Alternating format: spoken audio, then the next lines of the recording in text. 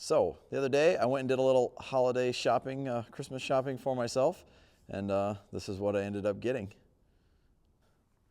So I went Christmas shopping, and this is what I ended up coming up with. So we got a couple of nice Pepto-Boone small colts. These kind of are half cow horse, half ranch horse bred, and they're going to make great additions to my young horse program.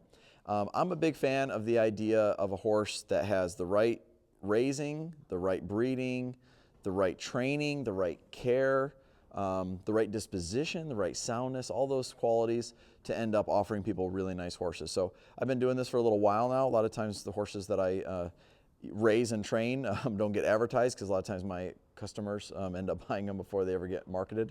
But these are going to be two of our youngest ones, youngest additions to the family here.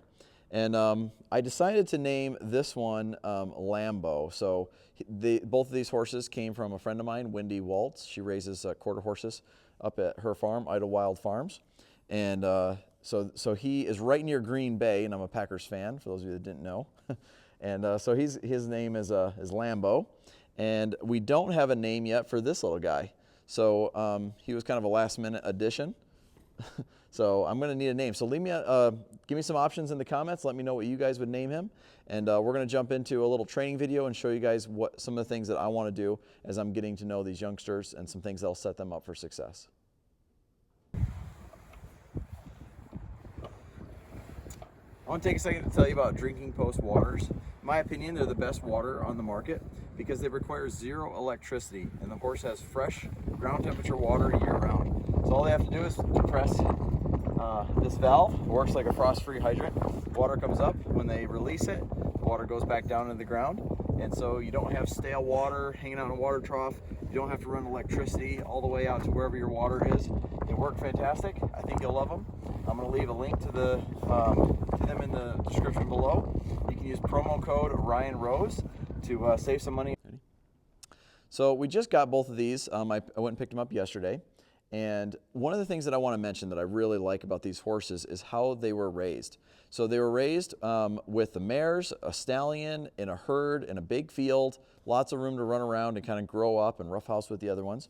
And then one of the really key things that I really like about how Wendy does it is when it comes time to separate them, the mares go on the other side of the fence. So there's a really long fence line, mares on one side, all the weanlings and weanlings on the other side. And so they're with I think there's maybe 8 to 10 of them or something like that.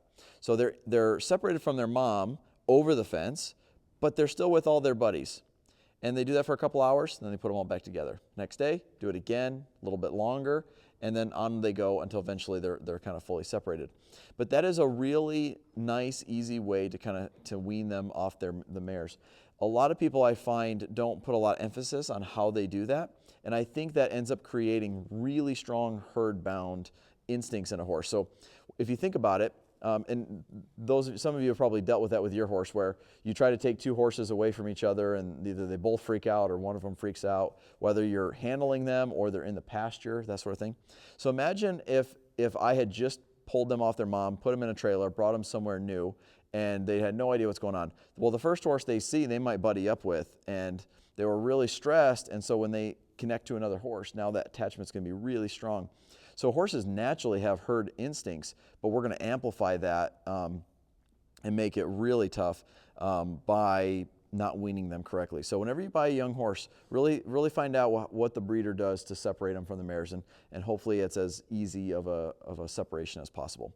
The other thing I really like is Wendy is a great horseman, and she's handled these horses enough.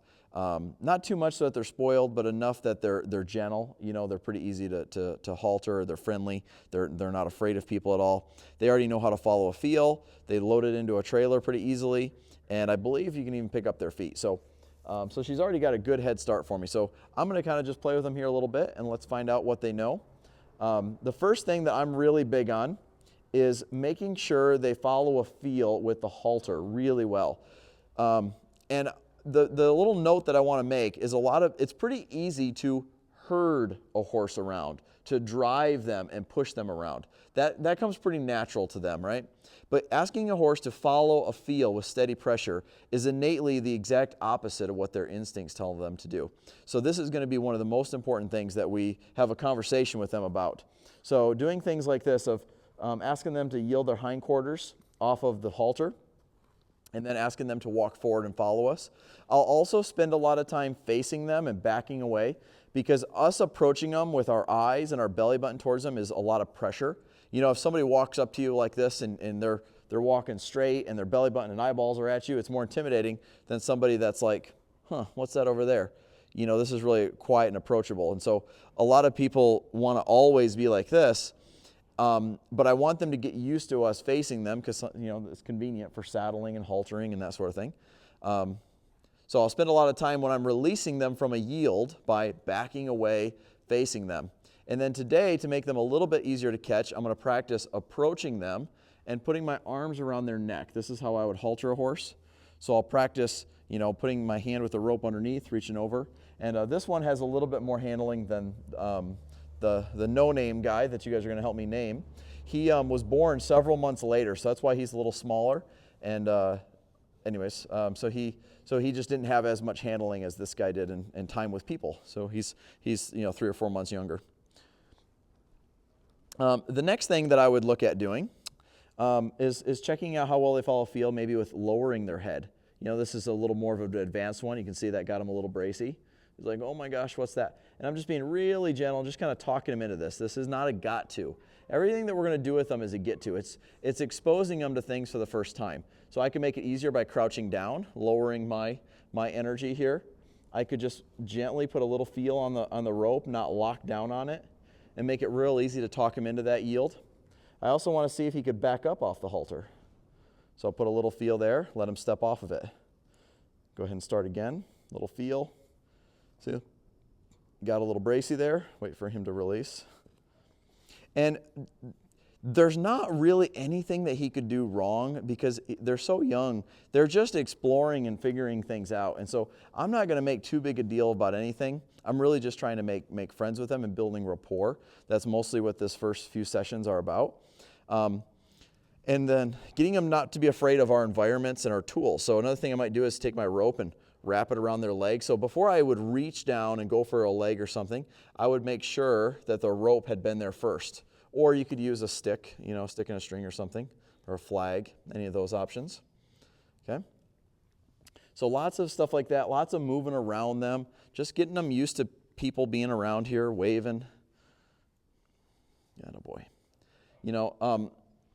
Horses have different places that they prefer to be touched and places they'd rather not be touched. So I'd like to find those places, like sometimes maybe they're a little itchy right here. You can see we're getting a little bit of a... Oh yeah, I got that lip going there a little bit. I found a spot.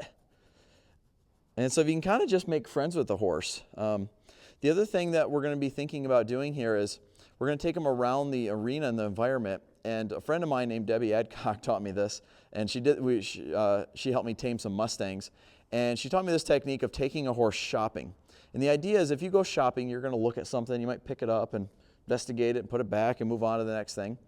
And so with obstacles, it's a really great idea to have in your mind at this stage of them is don't go make them do obstacles. Just explore and take them shopping. Let them go put their noses on things and just get the feel and leverage the natural curiosity that young horses have, right? Everything's brand new to them, and so you want to kind of build on that as much as possible. So I'm just going to kind of move him around here and see what he wants to do. I like to do a lot of leading with them because, again, it reinforces them following a feel from the halter and gets them good at it. There's plenty of time to push them around with a stick and herd them and drive them around, but getting them to follow a feel is just going to be a really essential part. So I'm going to put a big emphasis on making them easy to catch, following a feel, and handling their feet and exploring new environments. Those are kind of the 4 things that are going to be my top priorities. So you can see he got a little hesitant about the barrel. He's kind of going, what's this? Smelling the sand. And I'm not going to do anything at this point to try to make him get curious. If he loses interest, you can see him exploring there. Very good. So somebody left their shirt on the ground, so he's going to check that out.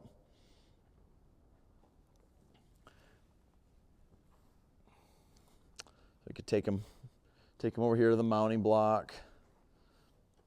So he's like, man, all these new things. So of course we're going to do this with things like a ball and trailers and pedestals and stuff like that. But at the same time, everything is kind of new to them. This is his first time in this arena, you know.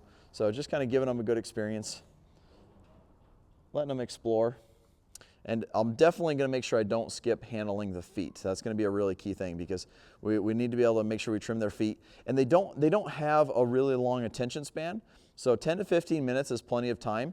It'd probably be better to do that a couple times. If you wanted to do more, do that a little bit and then take them back and then do it again, versus come out here for an hour and do a really long session.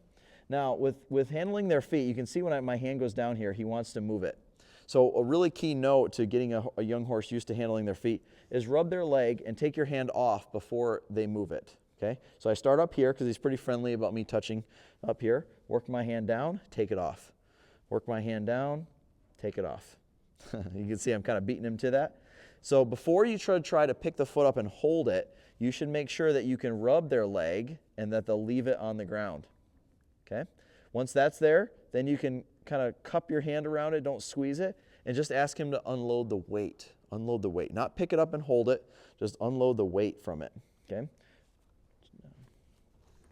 So again, not trying to hold it, just going to ask him to unload the weight right there, release.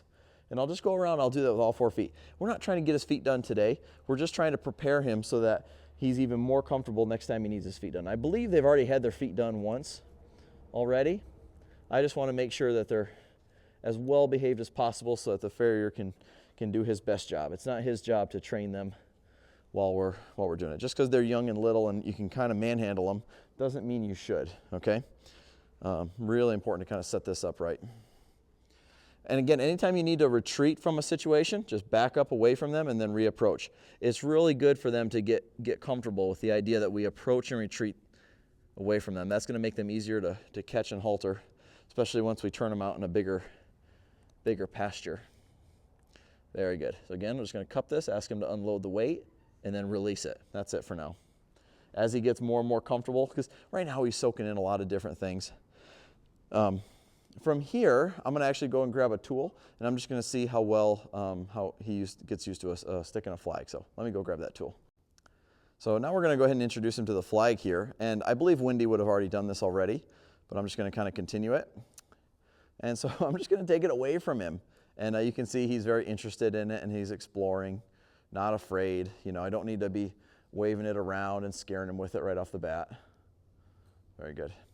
And, you know, especially if you don't want to lean down by their feet, this is a great tool to kind of use as an extension of your arm and kind of get around everywhere. Very good. Anytime, again, he wants to smell it and get curious, you want to encourage that. Tom Dorrance once said, one of the number one things you don't want to do with a young horse is knock the curiosity out of them. And I think what we could also infer from that is one of the things we want to encourage is the curiosity. And so that's where I don't want people to get, that's kind of the mentality difference that's different from playing with a youngster like this compared to an older horse. You know, my expectations for that older horse are going to be a little higher in terms of their attention span and the boundaries that I set for them. You know, I'm going to be, you know, a little more understanding of a little baby here having a meltdown versus an older horse. That doesn't mean I'm going to let him bite me or push me around or anything like that. I'm going to, you know, defend my space, that sort of thing. But I'm not going to spend a lot of time pushing them around and driving them around. Luckily, these horses grew up in a herd and they already learned from the other horses how to get pushed around and that sort of thing. So the fact that they're slightly concerned about us is pretty much enough to keep them from getting overly confident and getting dominant. But I have seen people that have overhandled their young ones, and the horses do start to get dominant with the people. So you do got to keep an eye on that, but just make sure you're not overhandling these guys. So we're going to spend roughly 10 hours of handling with these guys, and then from there it's like a daily thing of when they get fed, just go and pet on them and do a health check, that sort of thing. And then as yearlings, we'll put another 10 to 20 hours of training with them where we start doing things like circling them and moving them around a little more. So you don't want to overdo it. Doing something is good, but you don't want to cook them. It's good for them to be a horse and be turned out and be with a herd. That's one of the best things you can really do with these young guys. So Well, we're going to keep going. We're going to have a little fun here, and then we're going to put them back, and we'll keep you guys posted on more videos. Thank you guys for watching. Make sure you leave in the comments what I should name the new guy over here, and look forward to seeing what you guys come up with. So see you guys on the next one.